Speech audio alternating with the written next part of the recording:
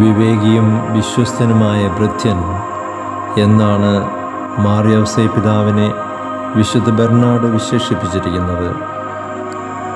തിരുക്കുടുംബത്തിൻ്റെ ആധ്യാത്മികവും ഭൗതികവുമായ കാര്യങ്ങൾ വിശ്വസ്തയോടും കാര്യക്ഷമതയോടും കൂടി ചെയ്ത പുണ്യപിതാവേ, ധനവും പ്രതാപവുമില്ലാതെ ലോകത്തിലേക്ക് വന്ന ദൈവപുത്രനെ അങ്ങ് വളർത്തി വലുതാക്കിയല്ലോ.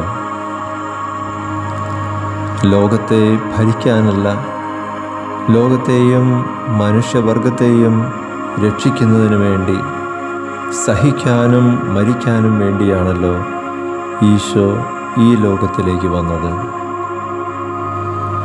ഈശോയുടെ ദൗത്യം തുടരാൻ ആഗ്രഹിക്കുന്ന ഞങ്ങളെ അങ്ങ് സഹനത്തിൻ്റെയും ത്യാഗത്തിൻ്റെയും പാഠങ്ങൾ പഠിപ്പിക്കണമേ.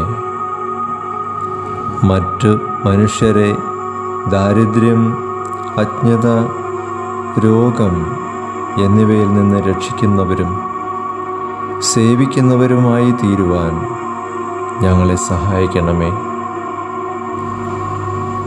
ദാരിദ്ര്യ ദുഃഖം അനുഭവിച്ച് ജീവിച്ച മാർ യൗസേപ്പ് പിതാവേ, ജീവിത ദൗർഭാഗ്യങ്ങളിൽ ഞങ്ങൾക്ക് ആശ്വാസവും സംരക്ഷണവുമായിരിക്കണമേ.